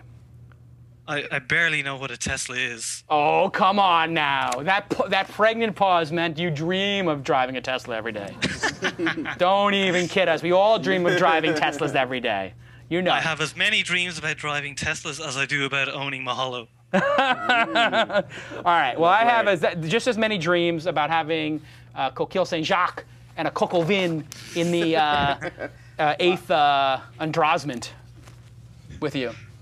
Although I do like, you ever go to J. Julian Bakery in the 8th and Rosamond? Oh, is that where those I don't live in Paris. Is that where those cookies were from that you brought back? No. That's La Durée. Oh, La Durée. Those were excellent. You've had the macaroons from La Durée, correct? Macaroons. Every day. Oh, so good. So good. I mean, I am jealous of, I'll tell you what I am jealous of you. Number one, you don't have to work. You're in France. You can just collect unemployment. Number two, pain au chocolat. Yeah. Pain au chocolat. It's good. Champs-Élysées. C'est bon. Dur. You have the Venus de Milo. Have you seen her? At the Louvre? Yes. Oh. As long. Oh. I have a thought here to add at the end of this discussion. Okay. It seems like We're there's at the end? It seems just as we're going on. It seems like there's two issues here that keep coming up, and they seem to me to be contradictory. Which is people bring up you're cheating your freelancers, you're cheating your workers. These people did all this awesome work and this great work, and then you're not paying them. That's the one argument. And then the second argument is Mahalo is a spam factory that's full of crap, and all the pages are terrible. Mm-hmm. Can you have both? And I'm just asking. Can you have both of those be true at the same time? Like because the pages that you're saying are crap were written by those writers. So I'm not saying which side I come down on or if I come down on either side, but can you have both at the same time? Like, oh, the people worked so hard and they deserve all this revenue share, and the site is garbage and there's no good content on it? It's interesting. It's a question of scale. I mean, there are some good content pages, but the vast majority are pages auto-generated by a bot called SearchClick. And no more. I mean, we haven't auto-generated pages on Mahalo in a long time. We stopped that. The way that worked was we allowed people to auto-generate these so they could start building them, and a lot of people would start and not finish. Anyway, it wound up creating. You say you allowed people to auto-generate them, but my understanding is that these were auto-generated by one of your bots based on the terms that ranked well. And if that's not the way it worked was if you did a search and we didn't have it, it would make the page and then say, hey, make the page better, and then they could click on things, and if they clicked on things to make it better, it was supposed to make it better over time, like move the rankings around and everything. Was at least that was the concept. It didn't really work, and people didn't really want to engage the pages and make them better. And then also, additionally, which was really interesting with this, there were countries where searching Google, it was censored. And then in some of these countries, they realized they could, I guess, on a message board or whatever, traded with each other that they could actually search for certain adult terms, let's say, on Mahalo and create a page and then get the Google US, because we were doing the search from the US, so they used us sort of like proxy. Proxy. It was that happened a lot. And so there was a lot of proxy pages, other people building like these pages for proxy, and then of course, because they're adult in nature, they could get some traffic, which was interesting because when we started digging down and we saw these pages, we delete them, put them in the stub category, and those pages were getting, 20% of our traffic, 10, 15, 20, something like that. We get rid of them, and all of a sudden our AdSense goes up like almost double immediately. And we're like, what the heck just happened? And so some SEOs explained it, and Ben didn't want to explain it, Skitzzo. What we had done was we were spreading our page rank out across this entire corpus and a lot of that corpus was low quality stuff that there was no advertising for. And then we put all of our page rank on the good stuff, and the good stuff started making money and getting better ranks. And we don't actually have a complete control of this. People think that I'm some SEO Jedi Knight. I mean, I am in some ways. You said you were. Well, I am, okay. But anyway, the point is... Believe the god of SEO. Point is, Dan, you have some valid points. We have heard them, and we are progressing. You are correct that I am absolutely conceited and full of myself because I have accomplished more in my life than I ever thought I could ever achieve. My life is epic and awesome. I get to work with the greatest people in the world. I get to invest in the greatest companies in the world. I've got the greatest family life. I mean, everything I do turns to gold.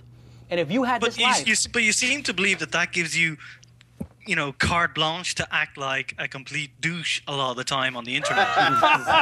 Careful. I think we got the yellow card for our guest, Dan. Oh, yellow card is out. One more. That was the polite version. Listen. Isn't this what they do? This is what they do. Yeah. I understand that. I mean, could I just ask you about one specific point, which is your constant baiting of Jimmy Wales, which I think is just so juvenile. And for a man whose Jimmy Fallon? entire no Jimmy Wales, and for somebody whose entire raison d'être is to attract traffic, how can you possibly bait him? Like, he's got the highest traffic website in the world, and he had the good sense to shut down a human-powered search engine, right. Before you did. Listen, yes, he did. He failed very quickly.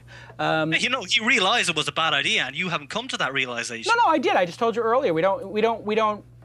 Although some people still call us human-powered search, we're very much in the learning space and the question and answer space. How-to articles, how-to videos, and question and answer topic pages. This is what we do, and our goal is to rank in the search engines for them and to justify that existence because we have the highest quality content on that subject. That is sincerely what we're working on.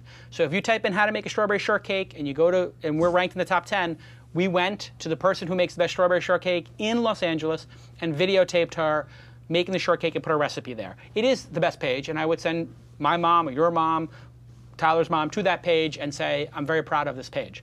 So you stay away from my mom. Listen, I actually have a speaking gig in Dublin. And I am planning on calling on Miss Murphy and seeing if she would like to get a pint and discuss what's going on in Paris with you and these terrible Parisian women. Not in Paris, Jason. Where are you exactly? La Côte d'Azur. Oh, Côte d'Azur, mon Dieu, c'est bon.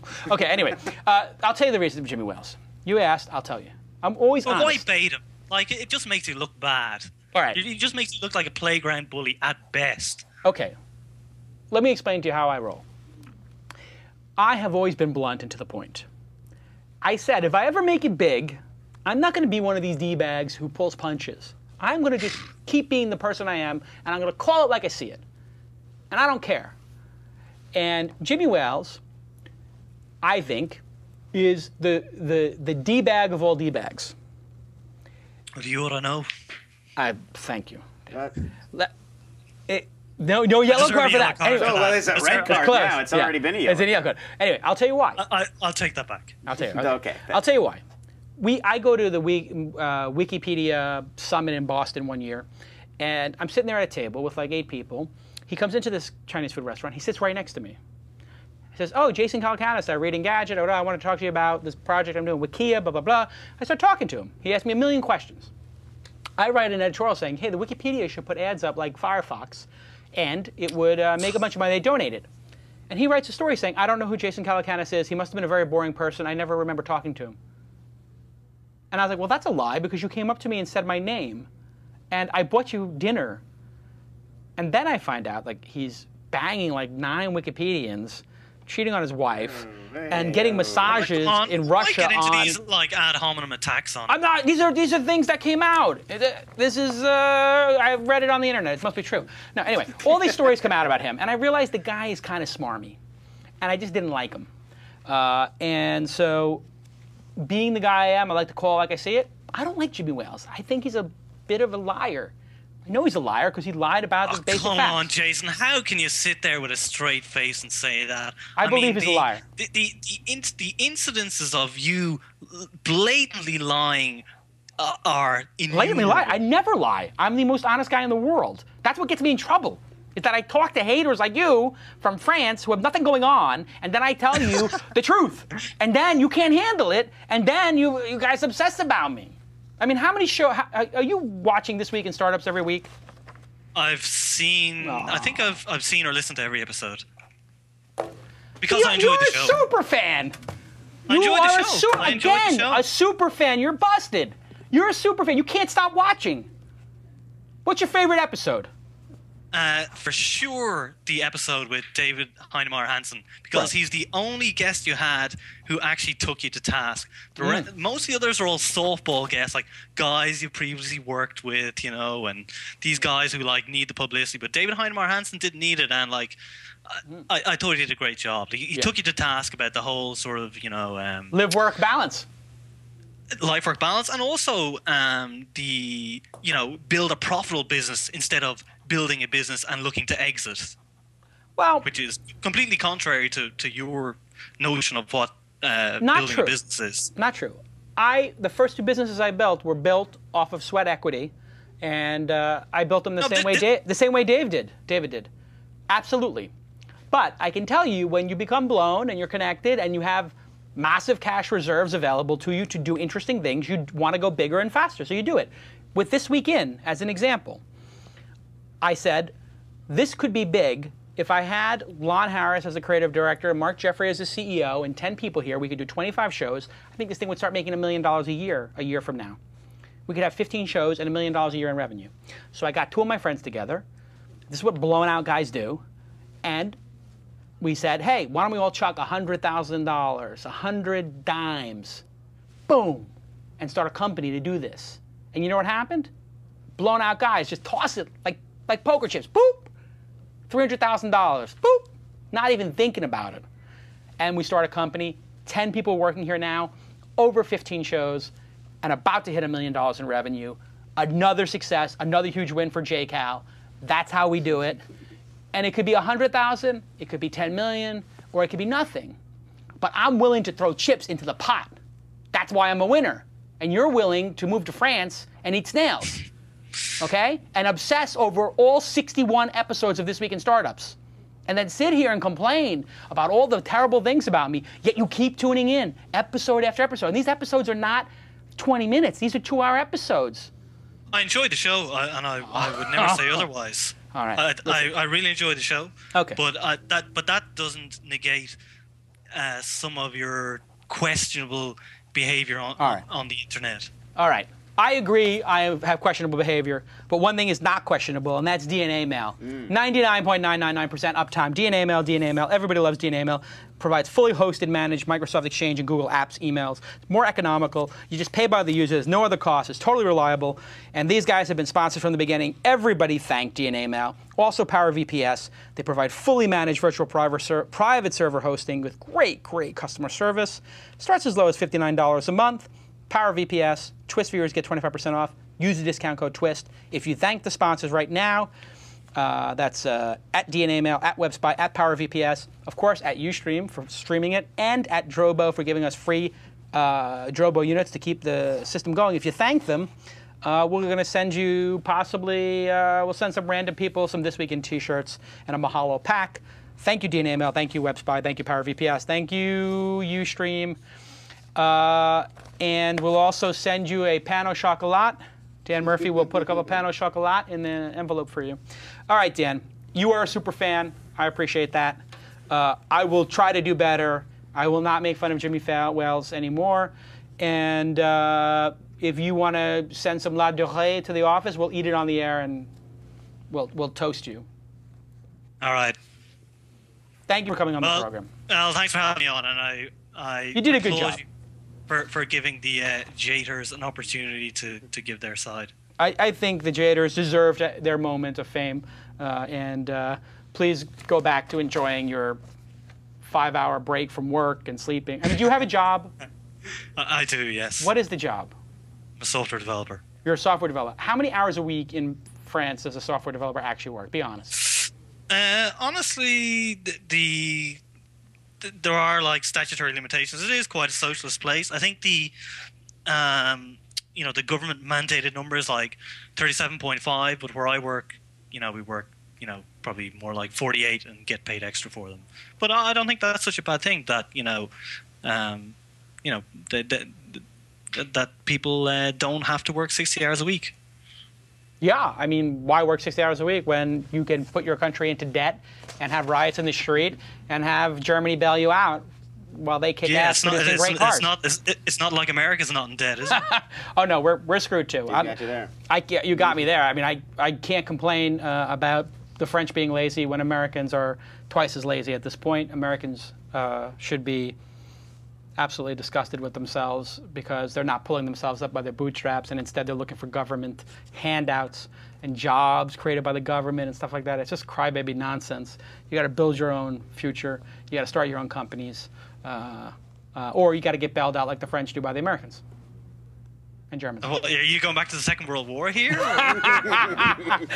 Listen, you're an Irish brother. I can't go too hard on you, but I mean, you have to admit the French are very. I mean, God, Hitler came in, they said, table for four? Wow. going back. Can we get you the? Would you like the tasting menu? Enjoy the Côte d'Azur and. Merci, c'est gentil. It sounds lovely. It is lovely. It sounds lovely. I actually kind of said 37 hours a week. I was like, that's a pretty good life, actually. Yeah, 37 hours a week. Overtime. South of France. Jesus Christ. Tyler works 37 hours in the first 2 days of the week. They all want a yellow card. I can't give another yellow card. It would be a red card and the show's over. Yes, exactly. All right, you did a great job. And if you felt like coming to the launch conference all the way from the Côte d'Azur, you, of course, will be my guest. I don't know if that's going to be possible. It's a long flight. It's a long flight. But if you do happen to make it, cool. We'll see you there. All right. Cheers, Jason. Cheers now. All right, so now the program is now 1 hour and 48 minutes. I think we just should wrap it up. We got to wrap it up. This is just way too much show. Any final thoughts, Tyler, on the 3 rounds we did? I was hoping it would end differently than last time. There's a dynamic that goes into this that always ends up the same way. They come in, they're online and they're biting and clawing and. You know, it's like the monkeys throwing feces and the whole thing. Yellow card. Against who? Against you, sir. Yeah, but then you get them on the phone and it ends with a hug and a cheers and a see you at the conference. All right, I'm going to ask everybody in the audience to rate the show. Let's just rate the show overall. How entertaining and informative was the show? Did you enjoy the show or not? Scale of 1 to 10. 1, this is 10. It's a great epic episode. 1. It would be an episode hosted by Jimmy Wales. 9, 9, 10, 7.75, 8, 9, 7, 8, 9, 9, 10, 10, 10, 9, 6, 7, 7, 9, 9, 9, 9. It makes sense when you think about it. I mean, if people are engaged enough with you, following what you say enough to really be upset with you, it's because they care about what you have to say. It seems obvious that that's why. Like, people who don't care about you don't care about you. Absolutely. Any other further thoughts, Lon? No, I mean, I was expecting when I reached out to these people to see if they'd want to be in the show that they would be real, venomous. No, of course not. I don't want to give that guy the time of day. And some people did say that. But I was actually amazed at how much they wanted to sort of encounter with you and how much they're just passionate about these subjects and really wanted to be heard. So I was joking with them a little bit. I was trying to be a little conceited to get them on tilt and how great I am, but it didn't work. No, it didn't. They're very rash. I mean, the people who got through and who wanted to come on the show I was trying to be more and more. They had points to make. I was impressed because I kept talking about like, oh my God, well, if you as famous as I am and as successful as I am, and I tried to really get them to, and they none of them had the hate on the phone. I couldn't. I tried to just get that hate going and. Couldn't get it going. I think what happens is I was hoping for a little bit more hate. Yeah, fire, scorching. A little more scorched earth. Yeah, I thought it'd be a little more. Well, I mean, also, Cat Lady was. Her name is Melissa. She's really upset about because you know what? When you get it right, that's when it hurts. That's when it really when they started playing the meowing in the background. That was oops. All right. Well, thank you to everybody. And special announcement, my brother Josh is here on the program. Hey, Josh. Nice to be here. We have Josh Cam. That's my brother Josh. How are you? In from New York City, firefighter from New York. What did you think of the program? I thought it was great. I can only speak for the content of your character. Like a lot of people don't know. I know you probably better than anybody in the chat room, anybody in this office, you know, probably anybody in the world, Yeah. And I was on the receiving end of you as a boss, and sometimes you're a tough guy, but there's no snake oil being sold here. You're the real deal. You say it like it is. You work your ass off to get where you get, and that's just the way we were brought up. So a lot of people out there may not know that about you, which is important that they do know that about you, that you're the real deal, honest as can be, and a hard-working guy. And it's really, there's no bullshit about Jason. He's the real deal. Just straight up. That's it, exactly. And you really work hard, and you really help a lot of people along the way. And this company that you have now has definitely navigated in different directions since you first told me about it in Hawaii at your wedding, before your wedding. Right before your wedding, we were talking about this. And it's definitely different from where it started. And that's because you're a very intelligent guy that tries to do things the right way, with a high level of integrity. And people out there in the world should definitely know that, There you go. That's all I have to say. Great way to wrap up. That's what I was going to say. What a great way to wrap up the show. We can't top that. Thank you to the audience. Thank you to the tech team. More hugs. Everybody loves it. Make a bonus episode with Josh. Flawless victory. Who was the best hater? Let's just crown a hater. I have my pick, but I want to see what. Yeah, I'm gonna write down my pick too on my piece of paper. I will. Here. Yeah, I'm gonna write my pick down on the yellow card. I'm gonna write it. Here. I like the. Josh has a mid-Brooklyn accent. All right, Josh, you have. I got it. I need the pen. You have somebody you like. Which one did you like best? Write it on a piece of paper. You write it on a piece of paper. I'll go for the audience. In the audience, you're going to say either Cat Lady, Skitzzo, or the French. We just who made the best case? Who was the most compelling? Who was the best hater? And so you can rank them in order if you like. In chronological order, you had Cat Lady, Skitzzo, French Frog. So did you like the frog, the French Frog? Did you like the Skitzzo, or did you like Cat Lady?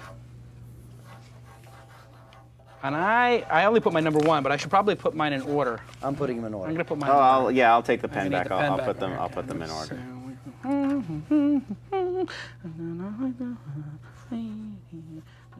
It's so hard, man. We're calling them Cat Lady and French Frog. That makes me want to throw the red card.